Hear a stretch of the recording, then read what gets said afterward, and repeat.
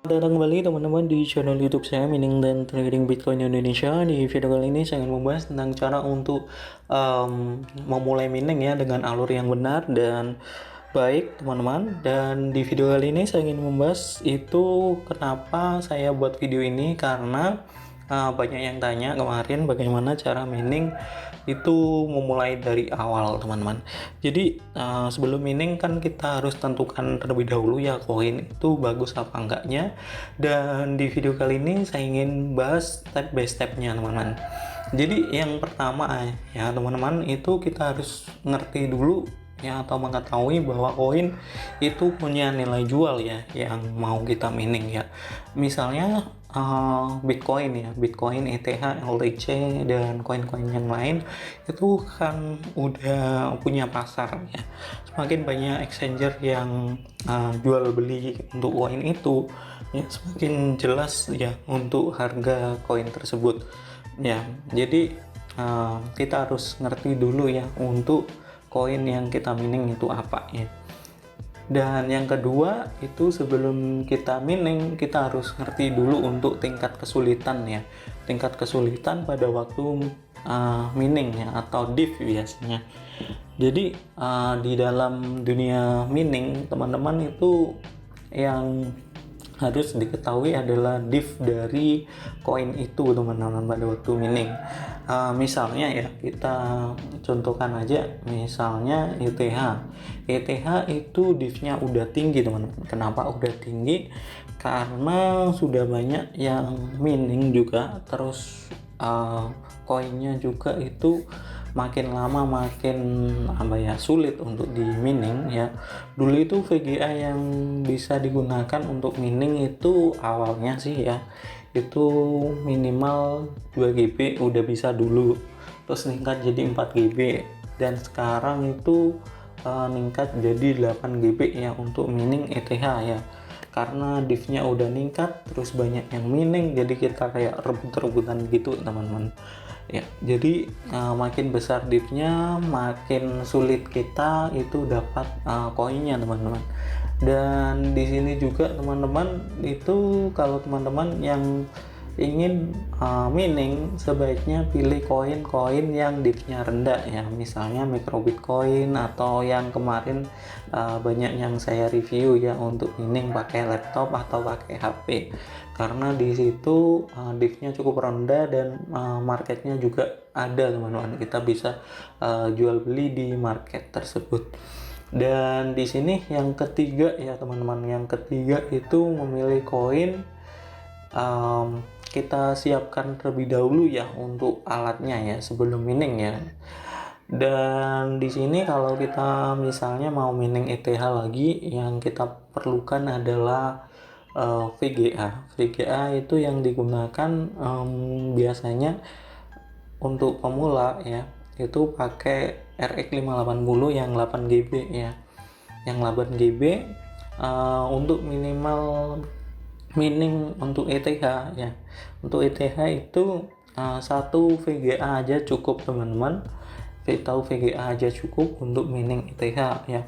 Kalau ingin lebih expert lagi teman-teman bisa pakai untuk lebih dari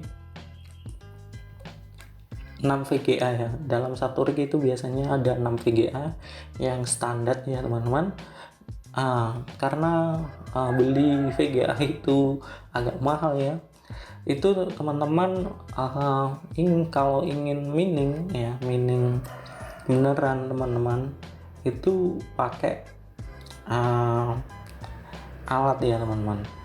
Dan teman-teman kalau ingin belajar mining ya atau ingin profit dengan cara yang maksimal, teman-teman bisa gunakan aja laptop atau komputer ya, itu sudah bisa mining teman-teman. Dan teman-teman itu mining apa kalau pakai laptop atau komputer? Teman-teman bisa mining koin-koin yang diffnya rendah ya, atau yang masih mudah ya digunakan untuk mining, atau yang bisa mining pakai komputer atau pakai laptop. Misalnya di sini ya kita bisa mining SMR, micro bitcoin, nano coin dan lain sebagainya teman-teman. Jadi kemarin sudah saya banyak review juga silakan aja yang penasaran bisa lihat video saya yang terkait dengan meaning teman-teman. Terus yang keempat teman-teman, kita masuk yang keempat itu sebelum meaning kita harus mengetahui ya teman-teman untuk poolnya. Pool itu kayak tempat untuk meaning ya. Kita survei terlebih dahulu untuk tempat untuk meaning. Jadi teman-teman itu lihat terlebih dahulu apakah tempat meaning itu membayar ya. Membayar, terus kita lihat terlebih dahulu juga untuk WD-nya kecil apa enggak ya, untuk minimal WD-nya. Misalnya ya kalau WD-nya itu besar, untuk minimal WD-nya misalnya 1 ETH kan kita rugi nunggu lama ya jangka waktunya. Dan yang kedua atau yang ketiga itu fee-nya ya, misalnya fee dari WD-nya itu cukup tinggi, jadi kita nggak usah pilih di pool itu karena fee-nya tinggi, jadi hasil mining kita kan nggak maksimal ini ya. Jadi kita perlu untuk cari pool yang WD-nya kecil, fee-nya rendah, membayar lah, itu yang kita perlukan ya teman-teman. Dan di sini saya contohkan ya teman-teman untuk mining ETH lagi ya. ETH lagi biasanya saya di sini gunakan nanopool ya teman-teman, karena terbukti membayar juga ya secara berpengalaman. Terus fee-nya cukup rendah dan minimal WD-nya cukup rendah teman-teman. Jadi udah banyak sih yang mining di situ udah bertahun-tahun dan masih membayar ya. Oke, kita masuk yang kelima teman-teman. Yang kelima adalah setelah kita setting ya semuanya, setting alat, setting semuanya, kita masuk ke program untuk mining ya, atau software untuk mining. Teman-teman itu harus dicek ya untuk addressnya untuk walletnya itu benar. Jadi teman-teman itu pilih aja untuk alamat walletnya itu sesuai dengan yang diinginkan dari poolnya ya. Ada beberapa pool ya atau tempat mining itu nggak suka ya atau nggak mau kalau dari langsung ke exchanger ya teman-teman. Biasanya harus pakai dari wallet yang dari developernya ya.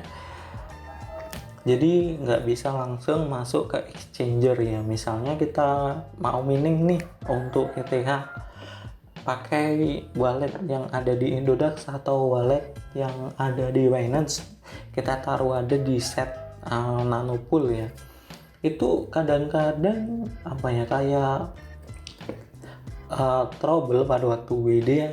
Kadang nggak mau, kadang kan kita rugi teman-teman. Jadi teman-teman itu sesuaikan dengan wallet yang ditentukan dari poolnya ya, jangan ngawur karena itu sangat berpengaruh pada waktu WD ya teman-teman. Oke, yang keenam teman-teman, di sini teman-teman itu kita harus mengetahui juga nih untuk WD-nya ini otomatis apa enggak ya. Jadi teman-teman itu harus mengetahui juga minimal WD-nya ya, minimal WD-nya, terus fee-nya berapa, jangan salah perhitungan teman-teman. Dan di sini juga teman-teman saran aja ya untuk para pemula yang mau WD itu kita harus kayak langsung aja untuk WD dengan minimal WD dari pool tersebut, karena di sini kita harus testing ya, atau kita harus percaya bahwa pool ini benar-benar membayar dan benar-benar kayak bagus gitu ya teman-teman. Dan di sini teman-teman itu kita tes ya, terus kita apakah masuk apa enggak. Kita untuk ngetes itu biasanya sekitar 1-2 hari ya teman-teman untuk nyampe di wallet kita ya teman-teman. Kita tunggu aja ya. Kemudian yang ketujuh itu kita mulai jual ya, atau untuk menjual dari hasil mining kita ya. Setelah mining itu banyak ya, minimal itu 0,005 ETH gitu aja ya, atau 0,005 Bitcoin ya. Nah, kita udah ada di wallet ya, di wallet kita mau exchange atau kita mau WD ke rupiah ya. Nah, yang pertama yang kita lakukan ya, kita harus buat aja dulu ya untuk exchangernya. Misalnya kita pilih ya untuk Indodax atau Binance ya, yang biasanya teman-teman ingin kayak jual ke rupiah ya. Kita pilih itu dari tempat kita withdraw atau wallet kita yang tadi digunakan untuk mining, kita kirim ke exchanger tersebut, ke wallet exchanger tersebutnya. Misalnya kita mau kirim ETH ya, mau kirim ETH dari tempat yang wallet kita, itu kita kirim ke Binance ya, ke wallet Binance, kemudian kita tradingkan atau kita jual ya ke ETH to EDR atau ETH ke USD. Kemudian kita sudah dapat ya, sudah terjual, sudah exchange ya, atau sudah ada USDT ya, kita bisa withdraw ini USDT nya ke bank atau ke OVO ya, kalau dari Binance. Jadi untuk withdraw-nya teman-teman dari Binance bisa lihat aja di kolom deskripsi, nanti saya kasih linknya bagaimana cara withdraw dari Binance melalui OVO atau bank teman-teman. Jadi alurnya untuk mining gitu aja, yang penting step by stepnya itu komplit ya, dan kita tentukan terlebih dahulu untuk koin apa yang kita mining, terus mau WD via apa teman-teman. Jadi yang kita perlukan adalah mengetahui untuk alur kerja dari koin tersebut teman-teman. Jadi konsep dasarnya seperti itu teman-teman. Bila ada pertanyaan silahkan bertanya di kolom deskripsi seperti biasa.